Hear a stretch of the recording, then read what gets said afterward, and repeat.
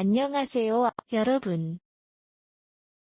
요즘 나이 들면서 가끔은 저녁에 창밖을 보며 내일도 이 돈으로 어떻게 버텨야 할까 하는 생각이 드는 적 있으신가요?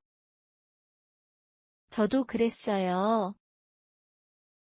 75세가 넘어가면서 주변에서 친구들이 하나둘 떠나가고 혼자서 모든 걸 챙겨야 할 때가 오면 재정이 정말 큰 걱정이 되죠. 하지만 오늘은 그럴 필요 없게 해드릴게요. 제가 여러 해 동안 경험한 것들을 바탕으로 75세 이후에도 혼자서 재정을 잘 관리해서 돈 걱정 없이 편안한 노후를 보내는 방법을 공유할게요. 이 비디오에서는 5가지 간단한 전략을 함께 알아보겠어요. 이 전략들을 실천하면 여러분의 일상이 좀 더 안정적이고 행복해질 수 있어요. 왜냐고요? 나이 들수록 작은 준비가 큰 안정을 가져오기 마련이니까요. 이제부터 시작해볼까요? 먼저, 재정 관리를 왜 중요한지 생각해보면, 우리처럼 60대 후반이나 70대가 된 분들은 건강 문제나 예상치 못한 지출이 생길 수 있어요. 예를 들어, 병원비나 집 수리비가 갑자기 들어올 수 있죠. 그런데 혼자 계시면 그걸 누군가와 의논할 기회가 적어서 더 스트레스 받기 쉽죠. 그래서 오늘 다룰 5가지 전략은 바로 그런 상황을 미리 대비하는 거예요. 첫 번째부터 3번째 전략을 먼저 알아보고 그 다음으로 넘어가 볼게요. 이걸 통해 여러분도 자신감 있게 재정을 다스릴 수 있을 거예요. 자, 그럼 첫 번째 전략부터 이야기해 볼까요? 첫 번째는 기본적인 예산 관리예요. 예산 관리라고 하면 좀 어렵게 들릴 수 있지만 사실 아주 간단해요. 그냥 매일 쓰는 돈을 적어보는 거예요. 예를 들어 아침에 커피 한 잔 마시거나 버스비를 내는 그런 일상적인 지출을요. 제가 예전에 이렇게 해본 적이 있어요. 75세가 넘어서 혼자 살기 시작했을 때 매주 노트에 적어보니 생각보다 불필요한 지출이 많았어요. 가령 매일 과일을 사 먹는 게 습관이 되어 있었는데 그게 매달 꽤 큰 돈이 되더라고요. 그래서 여러분도 이렇게 시작하세요. 먼저 한 달 동안 쓰는 돈을 목록으로 만들어 보세요. 음식, 의류, 교통, 그리고 필수적인 의료비를 분류해 보세요. 이걸 하려면 지갑에 작은 노트를 넣고 다니는 게 좋겠어요. 아니면 스마트폰의 메모 앱을 사용해도 돼요. 제가 아는 한 어르신은 매일 저녁에 하루를 돌아보며 적으시는데 그게 재미있는 습관이 되셨어요. 이 예산을 관리하는 데 핵심은 수입과 지출의 균형을 맞추는 거예요. 만약 연금이나 정부 지원금을 받고 계시면 그 금액을 먼저 적어보세요. 가령 한 달에 100만 원 정도가 들어온다면 그중 70%는 필수 지출에 나머지 30%는 저축이나 여가에 쓰는 거예요. 여기서 중요한 팁은 매달 초에 계획을 세우는 거예요. 이번 달에는 음식비를 20만 원으로 잡자 이런 식으로요. 제가 실천해본 결과 이 방법으로 불필요한 쇼핑을 줄일 수 있었어요. 예를 들어 TV에서 본 광고의 인풀세로 물건을 사는 걸 막았죠. 여러분도 한번 해보세요. 처음에는 2주만 해보고 그 다음에 조정해가며 익숙해지면 돼요. 이게 왜 중요한지 아세요? 예산을 관리하면 갑자기 큰 지출이 생겨도 당황하지 않고 대처할 수 있어요. 예를 들어 치과 치료비가 들어올 때 미리 저축해둔 돈으로 해결할 수 있으니까요. 이제 두 번째 전략으로 넘어가 볼까요? 두 번째는 저축과 간단한 투자예요. 나이 들면 저축이 더 중요해지죠. 왜냐하면 미래의 불확실성을 대비해야 하니까요. 제가 처음에 이걸 배울 때는 은행에 가서 상담받는 게 제일 좋았어요. 여러분도 가까운 은행에 가서 고금리 예금이나 적립식 저축 상품을 알아보세요. 예를 들어 매달 5만 원씩 자동으로 저축되게 설정하면 별로 느끼지 않고 모을 수 있어요. 제가 아는 분은 이렇게 해서 10년 만에 꽤 큰 돈을 모으셨어요. 그분 말씀으로는 매일 커피 한 잔 포기하는 게 저축의 시작이라고 하시더라고요. 투자 부분은 좀 더 조심스럽게 접근하세요. 75세 이후에는 복잡한 주식이나 펀드를 피하는 게 좋겠어요. 대신 안전한 국채나 예금 같은 걸 추천해요. 제가 예전에 시도한 건 은행의 정기 적금이었어요. 매달 고정 금액을 넣으면 이율이 붙어서 불어나요. 가령 1% 이율이면 1년 후에 약간의 이익이 생겨요. 여러분의 경우 만약 50만 원 정도의 여유 자금이 있으면 그걸로 시작해보세요. 여기서 팁은 투자 전에 자신의 위험 감수를 생각하는 거예요. 나는 큰 손실을 감당할 수 있을까? 라고요. 만약 아니면 안전자산에 집중하세요. 또 주변에 자녀나 친구가 있으면 조언을 구해보는 것도 좋아요. 하지만 최종 결정은 본인이 하세요. 이 전략을 실천하면 노후 자금이 점점 쌓여서 안심할 수 있어요. 예를 들어 여행 가고 싶은데 돈이 부족할 때 저축한 돈으로 해결할 수 있죠. 이 두 번째 전략을 더 구체적으로 설명해 볼까요? 저축 습관을 들이는 데는 작은 목표를 세우는 게 효과적이에요. 이번 달에 10만 원 저축하자처럼요.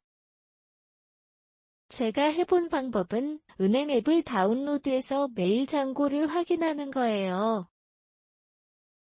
그럴 때마다 오늘도 잘 모았네 하는 성취감을 느껴요. 여러분도 해보세요. 만약 처음이라면 1만 원부터 시작해도 괜찮아요. 시간이 지나면 자연스럽게 늘어요.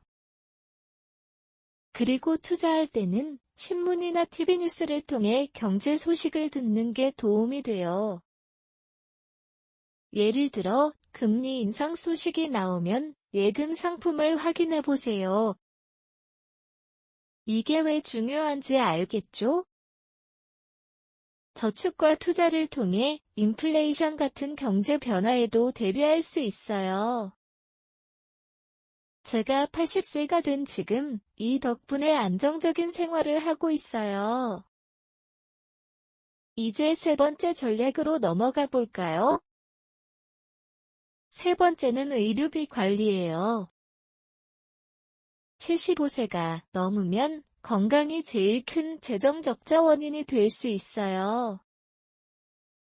제가 경험한 바로는 정기검진을 미리 하는 게 핵심이에요.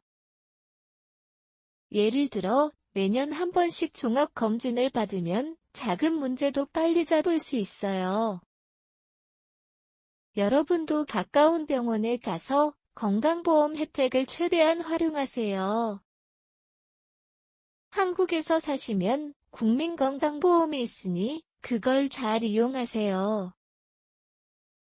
가령 약값이나 입원비를 보험으로 커버할 수 있어요. 제가 한 번은 이 덕분에 큰 비용을 절약했어요.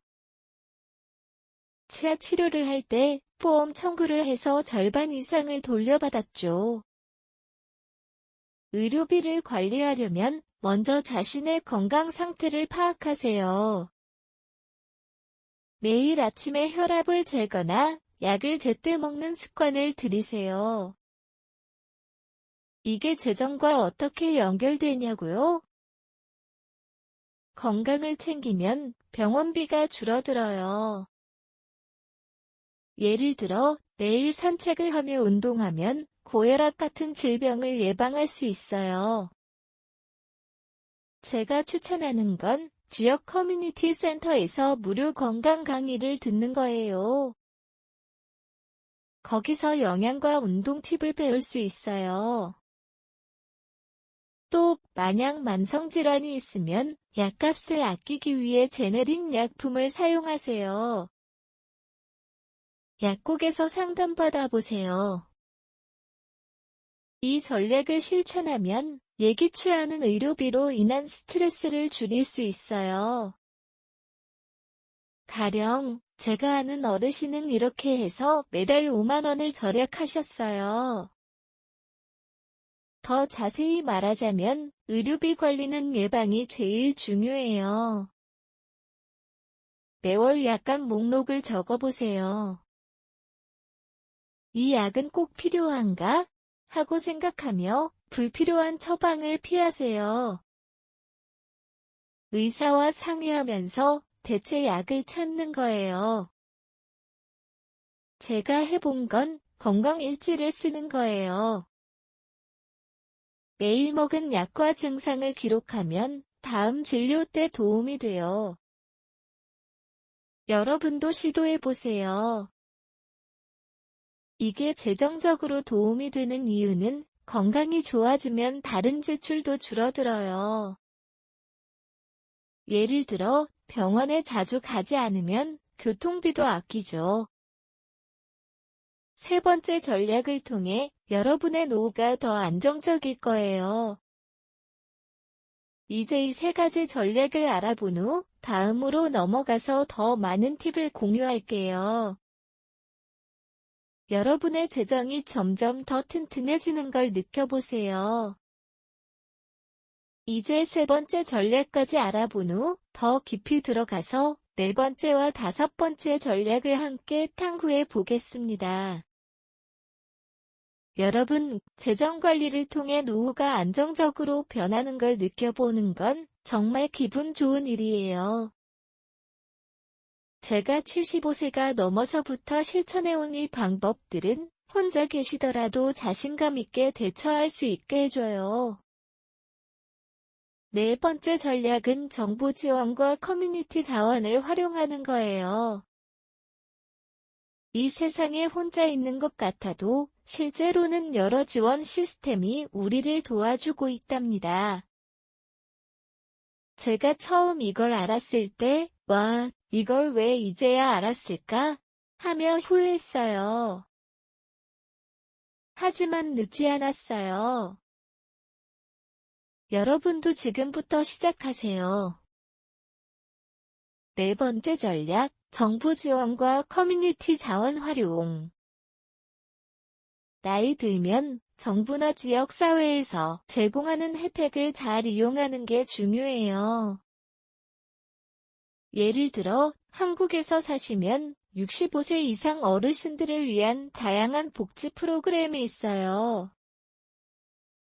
제가 추천하는 첫 번째 걸음은 가까운 주민센터나 복지관에 방문해서 상담을 받는 거예요.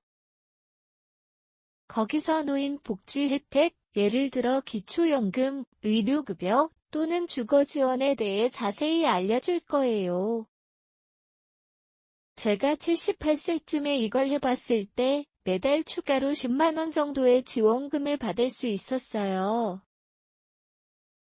그 돈으로 식료품을 더 여유롭게 사 먹을 수 있었죠. 여러분도 내 연금만으로 버텨야 해라고 생각하지 마세요. 정부가 도와주고 있어요. 구체적으로 말하자면 먼저 기초연금이나 국민연금을 확인하세요. 만약 소득이 적다면 기초생활수급자로 신청할 수 있어요. 제가 아는 한 어르신은 이 과정에서 필요한 서류를 모아서 제출하니 한 달에 20만 원의 지원을 받으셨어요. 그분은 그 돈으로 겨울철 난방비를 해결하셨고 덕분에 건강도 더 좋아지셨어요. 또 커뮤니티 자원으로는 지역 어르신 센터의 무료 식사 프로그램이나 문화활동이 있어요. 예를 들어 매주 한 번씩 무료로 점심을 제공하는 곳이 많아요. 제가 가끔 참여하면 음식비를 아끼면서도 사람들과 대화를 나눌 수 있어서 외로움을 덜 수 있었어요. 이게 재정적으로 어떻게 도움이 되냐고요? 단순히 돈을 절약할 뿐만 아니라 사회적 활동을 통해 정신적 안정을 얻어서 병원비를 줄일 수 있어요.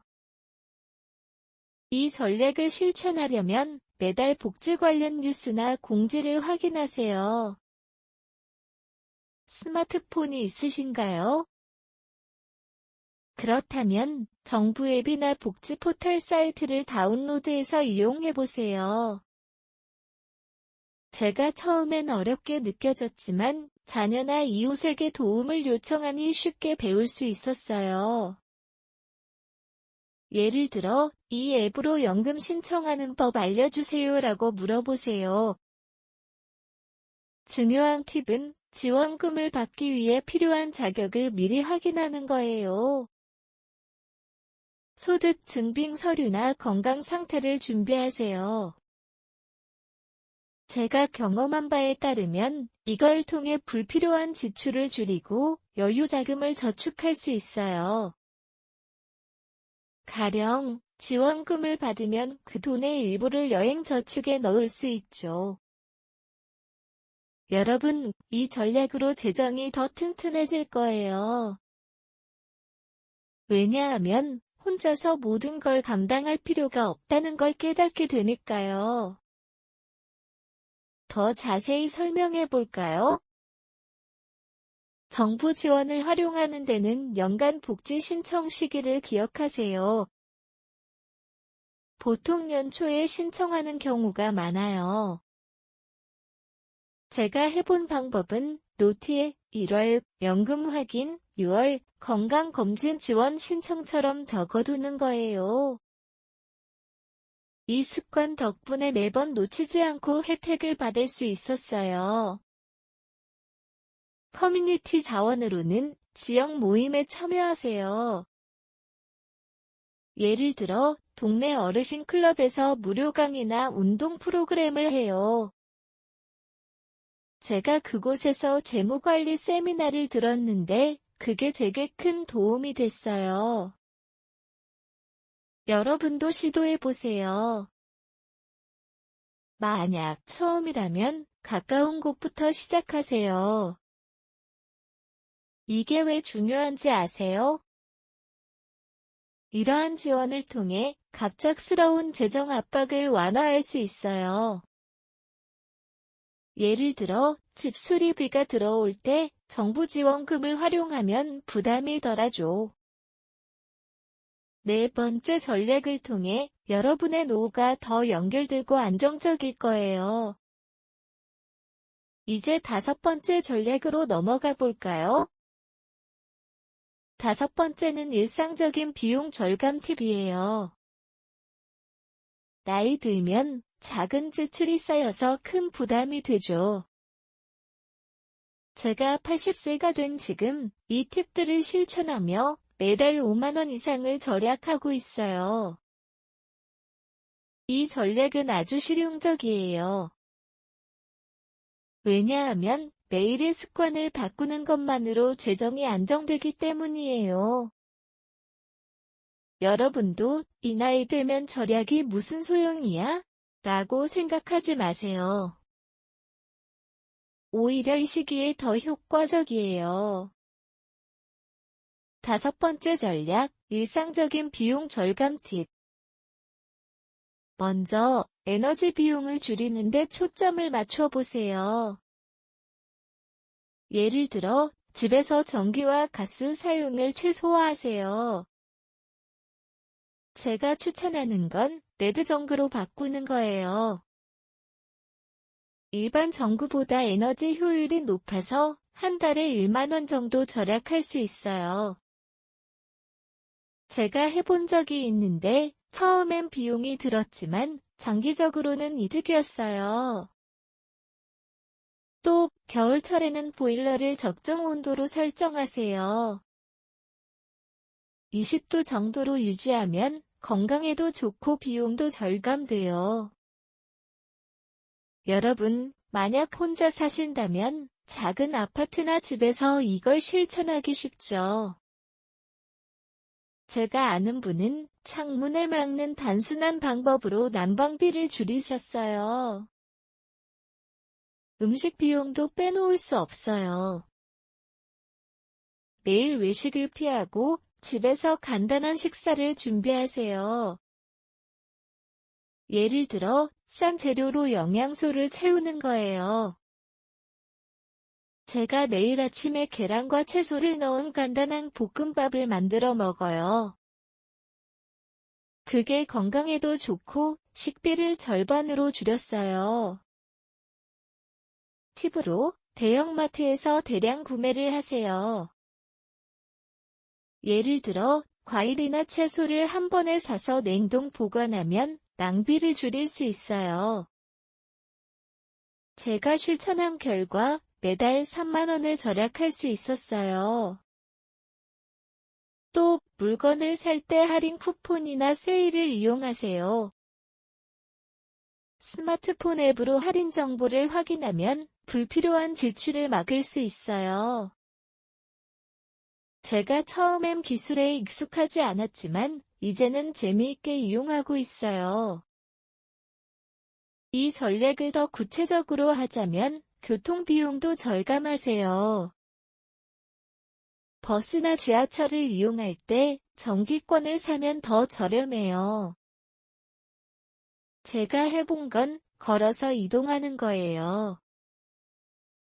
가까운 곳은 산책 삼아 가면 운동도 되고 비용도 아끼죠.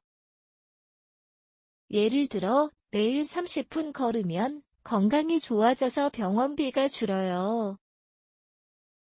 또 옷이나 물건을 살 때 중고시장을 이용하세요. 온라인이나 동네 벼룩시장에서 좋은 물건을 저렴하게 구할 수 있어요. 제가 아는 어르신은 이렇게 해서 새 옷을 사는 비용을 절반으로 줄이셨어요. 중요한 건 임풀세 바이잉을 피하는 거예요. 이 물건이 정말 필요한가? 라고 스스로 물어보세요.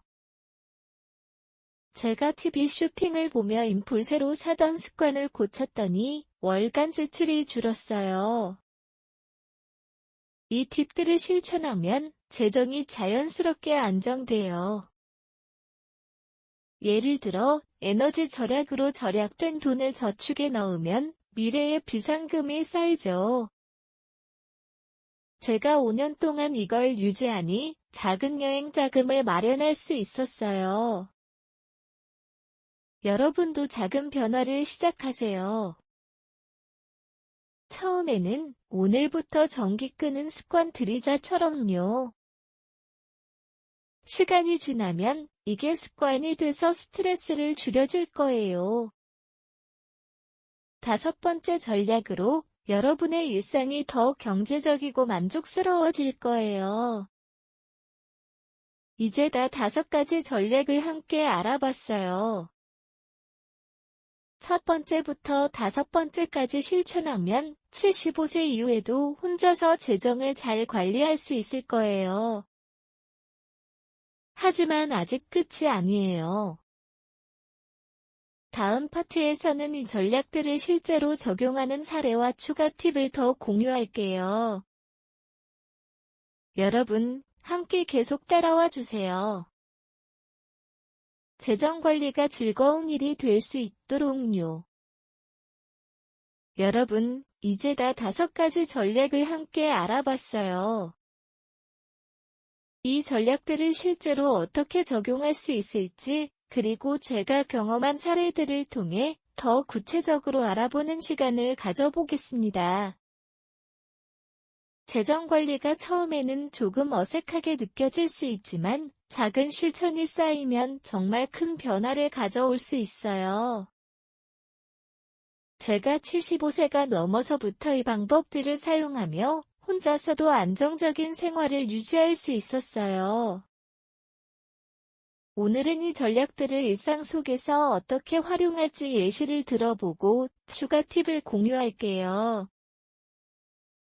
그러면 여러분도 자신감이 생길 거예요. 자, 함께 더 깊이 들어가 보실까요? 먼저, 첫 번째 전략인 예산 관리부터 다시 떠올려 보죠. 예산 관리를 시작할 때, 제가 가장 먼저 한 일은 매일의 지출을 기록하는 거예요. 예를 들어, 아침에 커피를 마시거나, 시장에서 채소를 사는 그런 소소한 일들을 적어보는 거죠. 제가 76세쯤에 혼자 살기 시작했을 때 작은 노트에 매일 저녁에 그날의 지출을 적었어요. 오늘은 커피 500원, 버스비 1200원, 채소 3000원처럼요. 그랬더니 한 달이 지나서 보니 불필요한 지출이 꽤 많았어요. 가령 매주 신문을 사는 습관이 있었는데 사실 스마트폰으로 뉴스를 볼 수 있어서 그걸 줄였죠. 이로 인해 매달 5,000원 정도를 절약할 수 있었어요. 여러분도 이걸 시도해 보세요. 만약 노트를 사용하기 불편하시면 스마트폰의 메모 앱을 활용하세요. 제가 아는 70대 어르신 한 분은 앱을 사용하시면서 이게 재미있네 하시며 즐기셨어요. 그분은 매월 초에 예산 계획을 세우는 걸 습관으로 들이셨어요. 이번 달 음식비는 15만 원으로 잡자, 의류비는 5만 원으로라고요. 수입이 100만 원 정도라면 그중 70%를 필수 지출에 30%를 저축에 배분하세요. 제가 실제로 해본 팁은 예산 초과할 때마다 왜 초과됐을까? 반성하는 거예요. 예를 들어, 임풀세 바이잉으로 물건을 샀을 때 그 원인을 분석하면 다음에는 피할 수 있어요. 이 전략을 통해 갑작스러운 지출, 예를 들어 약값이 들어올 때도 미리 대비할 수 있어요. 제가 한 번은 치과 치료비가 10만 원 나왔을 때 예산으로 미리 저축해둔 돈으로 쉽게 해결했어요. 여러분, 이 작은 습관이 노후의 안정을 가져다 줄 거예요. 이제 두 번째 전략, 저축과 간단한 투자에 대해 더 이야기해 볼까요? 저축은 정말 기본적이지만 꾸준함이 핵심이에요. 제가 75세부터 시작한 건 매달 5만 원씩 자동이체를 설정한 거예요. 은행 앱으로 쉽게 할 수 있어요. 처음에는 이 돈 없어도 되나? 걱정했지만 시간이 지나니 자연스럽게 적응됐어요. 5년 후에 보니 그 저축이 300만 원이 넘었더라고요. 이 돈으로 작은 여행을 갔어요. 여러분도 시작하세요. 만약 1만 원부터 시작한다면 부담 없이 할 수 있어요. 투자 부분에서는 제가 추천하는 건 안전한 예금 상품이에요. 예를 들어 1년 만기 정기적금을 들면 1% 정도의 이율로 불어나요. 제가 해본 바에 따르면 50만 원을 넣으면 1년 후에 약 5천 원의 이익이 생겨요. 이게 적게 느껴질 수 있지만 복리로 쌓이면 꽤 커져요. 더 구체적으로 저축 습관을 들이는 데는 목표를 세우는 게 중요해요. 올해 안에 100만 원 저축하자처럼요. 제가 아는 분은 매일 저축 금액을 확인하며 오늘도 잘했어라고 자신을 칭찬하시더라고요. 투자할 때는 경제 뉴스를 듣는 걸 추천해요. TV나 라디오에서 금리 소식을 들으면 예금 상품을 바꿀 수 있어요. 예를 들어, 금리가 인상될 때 예금을 새로 하세요. 이 전략을 실천하면 인플레이션으로 인해 물가가 오를 때도 대비할 수 있어요. 제가 80세가 된 지금 이 덕분에 생활이 안정적이에요. 여러분, 저축은 미래의 자신을 위한 선물이랍니다. 한번 시작하면 그 성취감이 정말 크죠. 세 번째 전략, 의료비 관리도 더 자세히 알아보죠. 건강이 재정의 기반이 되니까요. 제가 매년 정기검진을 받는 걸 강조하는 이유는 작은 문제를 미리 잡을 수 있기 때문이에요. 예를 들어, 혈압을 매일 재며 기록하세요. 제가 사용하는 건강일지는 간단해요. 오늘 혈압 130/80, 약 아스피린 1알처럼 적어요. 이걸로 의사와 상의하면 불필요한 약을 피할 수 있어요. 국민건강보험을 활용하세요. 제가 한 번은 입원비를 보험으로 70% 커버해서 실제 부담이 3만 원으로 줄었어요. 여러분도 지역 병원에서 무료 검진 프로그램을 알아보세요. 제가 추천하는 건 매일 30분 산책이에요. 이게 건강을 유지해주니 병원비가 줄어요. 예를 들어 운동으로 고혈압을 예방하면 약값을 절약할 수 있어요. 제가 아는 어르신은 제네릭 약품으로 전환에 매달 2만 원을 아끼셨어요. 이 전략으로 재정이 안정되면서도 몸도 건강해져요. 네 번째 전략, 정부 지원과 커뮤니티 자원 활용은 정말 소중해요.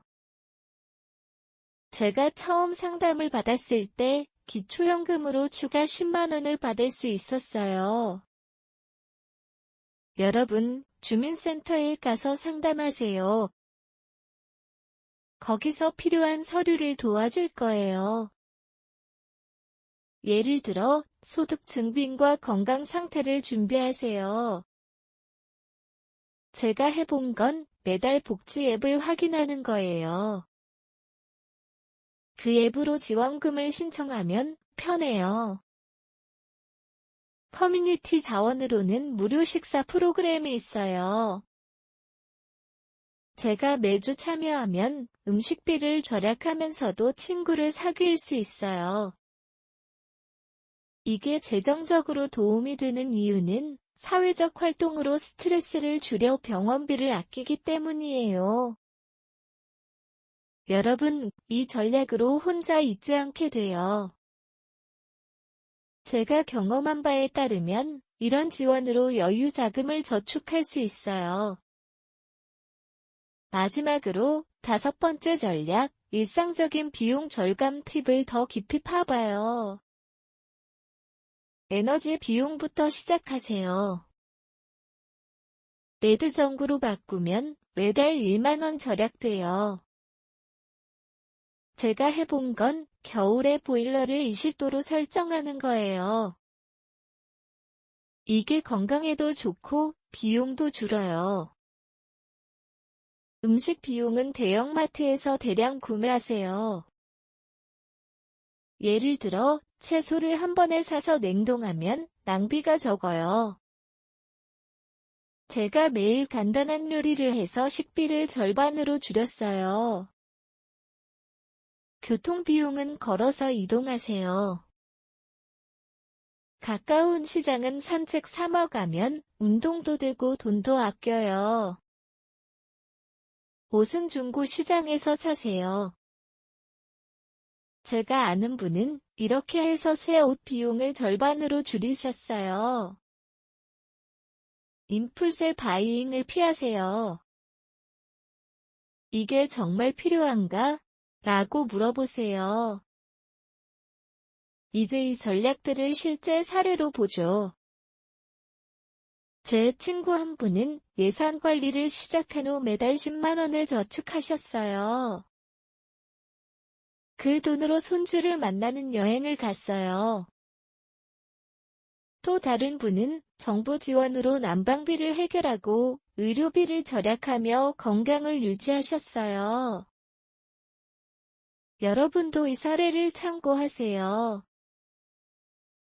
추가 팁으로 재정 앱을 사용하세요. 제가 추천하는 앱은 간단한 예산 추적 앱이에요. 매일 입력하면 자동으로 분석해줘요. 또 가족과 재정 이야기를 나누세요. 자녀와 상의하면 좋은 조언을 얻을 수 있어요. 이 전략들을 실천하면 노후가 더 밝아질 거예요. 제가 80세가 된 지금 이 방법들 덕분에 돈 걱정 없이 지내요. 여러분도 할 수 있어요. 작은 변화부터 시작하세요. 재정이 안정되면 삶이 더 즐거워질 거예요.